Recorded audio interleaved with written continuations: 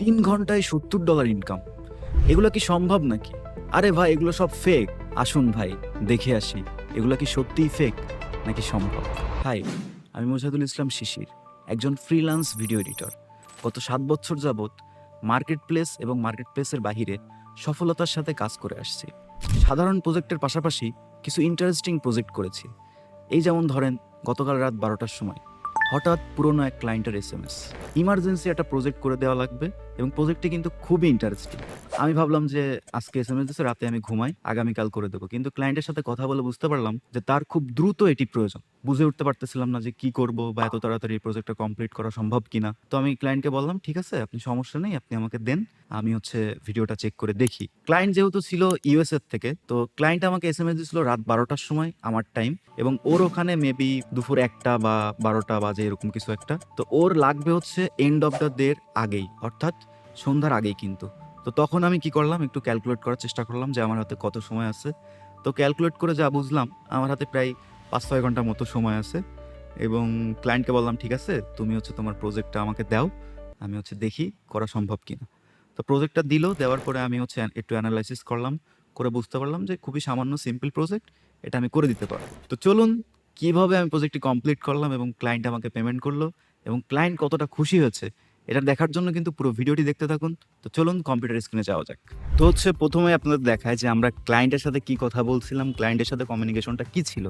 যদি আমি একদম উপরে যাই, তাহলে আগেও কিন্তু এই ক্লায়েন্টের সাথে আমি কাজ করছি, এটা আপনাদের বলে রাখি, মেক শিওর করে রাখি।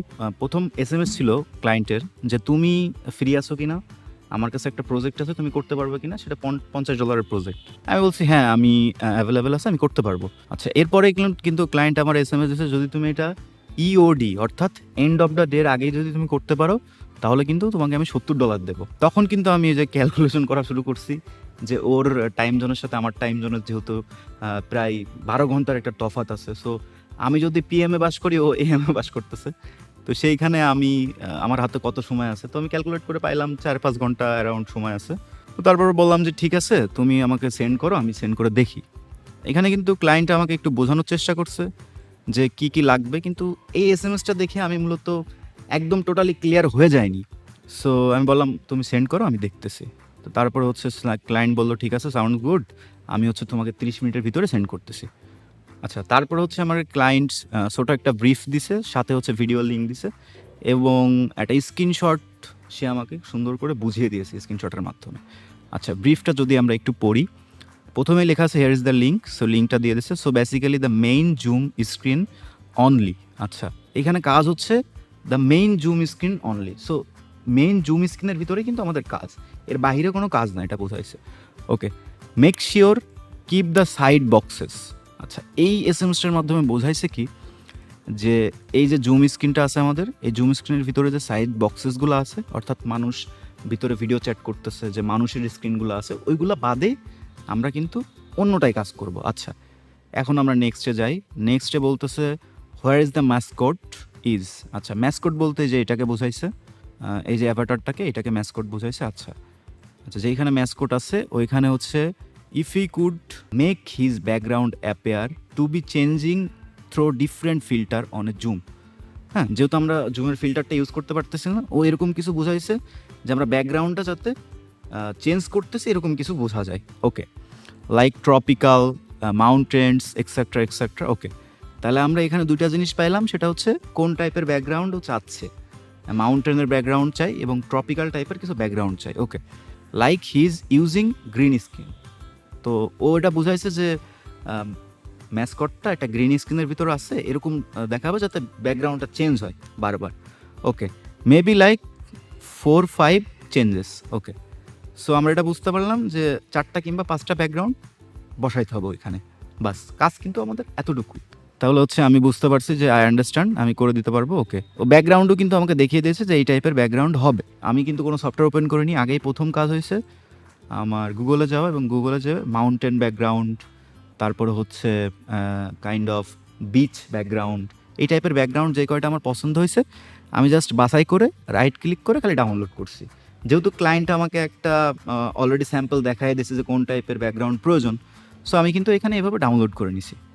আচ্ছা, ডাউনলোড করা কমপ্লিট হইলেই আমি কিন্তু আফটার এফেক্টস ওপেন করছি এবং আফটার এফেক্টসের ভিতরে কি কি করছি সেটা আপনাদের ইন ডিটেলসে দেখাই। আচ্ছা, আমি কিন্তু যা যা করছি সবগুলোর আই কিন্তু অফ করা আছে, অর্থাৎ এগুলো কিন্তু এখন ভিজিবল না। আমি এখন মূল ক্লিপটা দেখতে পাচ্ছি। আচ্ছা, মূল ক্লিপটা কিন্তু আমাদের একদম নিচের লেয়ারটা। সো আমার নিচের লেয়ারটা ভিজিবল আছে, নিচের লেয়ারটায় আমি দেখি কী কী করা লাগবে।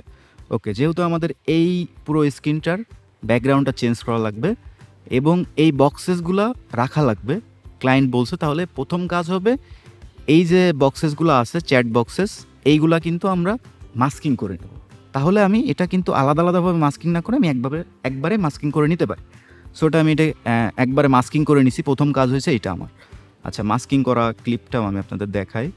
মাস্কিং করা ক্লিপটা ছিল এইটা। ওকে, এটা দিয়ে কিন্তু আমি জাস্ট পেন টুলের মাধ্যমে মাস্কিং করে নিছি পারফেক্টলি। আমার যতটুকু পারফেক্ট মনে হয়েছে ঠিক অতটুকুই মাস্কিং করে নিছি। আচ্ছা, মাস্কিং করে নেওয়ার পরে কন্ট্রোল ডি দিয়ে আমি একটা ডুপ্লিকেট লেয়ার তৈরি করছি, যে মাস্কিংয়ের যে অংশটুকু আছে ওইটা আরেকটা লেয়ার তৈরি হয়ে গেছে। সো আমি কিন্তু এইটুকু অংশ পেয়ে গেলাম। আচ্ছা, এইবার আমার কি কাজ হবে? এইবার আমার কাজ হবে এই ফুল স্ক্রিনটাকে মাস্কিং করে নেওয়া। যেহেতু আমার ব্যাকগ্রাউন্ড কিন্তু শুধু স্ক্রিনের ভিতরেই থাকবে, স্ক্রিনের বাইরে কিন্তু থাকবে না। সো আমি এরপরের কাজ কি করছি, এই পুরো স্ক্রিনটাকে মাস্কিং করে নিছি। হ্যাঁ, এটাও কিন্তু আমি আলাদা একটা লেয়ারে নিয়ে আসছি।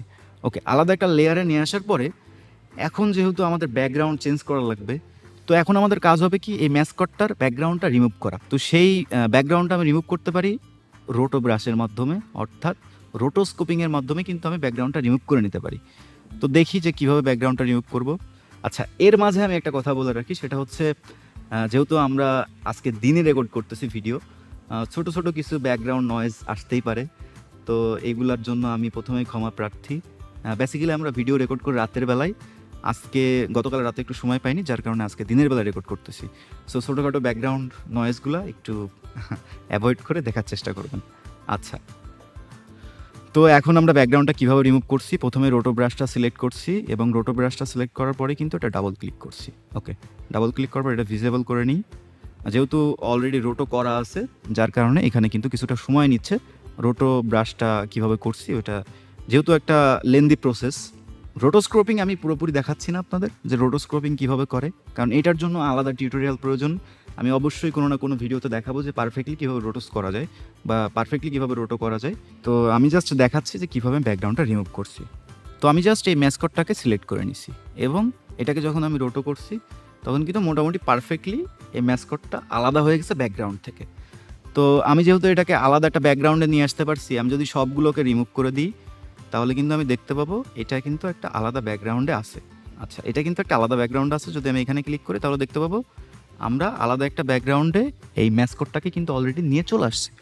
এখন আমার কি কাজ হবে? এখন কাজ হবে ঠিক এই মাস্কিং অনুযায়ী কিন্তু আমাদের ওই ইমেজগুলো বসানো, অর্থাৎ ব্যাকগ্রাউন্ড ইমেজগুলো। তারপর আমি ঠিক এই মাস্কিং অনুযায়ী কিন্তু ব্যাকগ্রাউন্ড ইমেজগুলো আমি একের পর এক সবগুলো বসাই দিয়েছি এবং সবগুলো কিন্তু একই সাথে বসাইছি এরকম না। আমি জাস্ট এইটাকে রাখছি দেখা যাচ্ছে যে 5 সেকেন্ড থেকে 10 সেকেন্ড, আরেকটা রাখছি 10 সেকেন্ড থেকে 15 সেকেন্ড। ঠিক এইভাবে আমার মন মতো করে কিন্তু আমি এটা বসাইছি।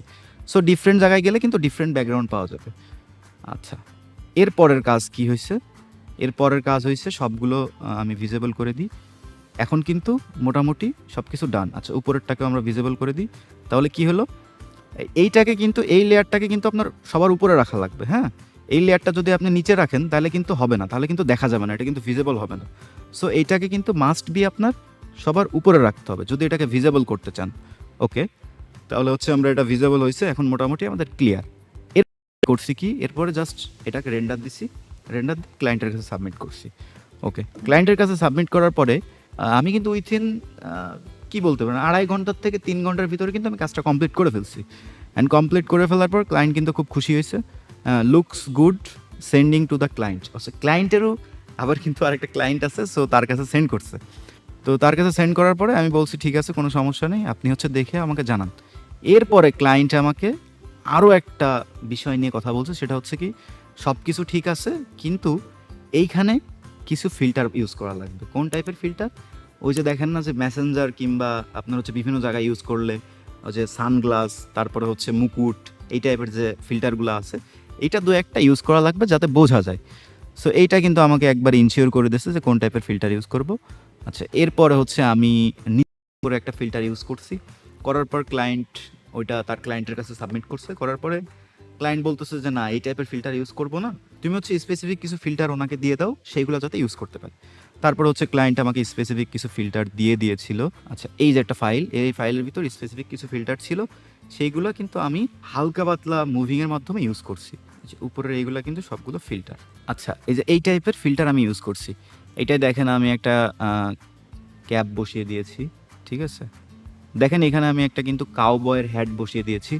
এরপর হচ্ছে কিছু গ্লাসেস ছিল, এগুলো বসিয়ে দিয়েছি। স্টেপ বাই স্টেপ যা যা প্রয়োজন আমি ঠিক ওইগুলোকে ওই অনুযায়ী মুভিং করে কিন্তু আমি বসিয়ে দিয়েছি। তো এখন দেখে আসি আমরা ফাইনাল আউটপুটটা কেমন হয়েছে।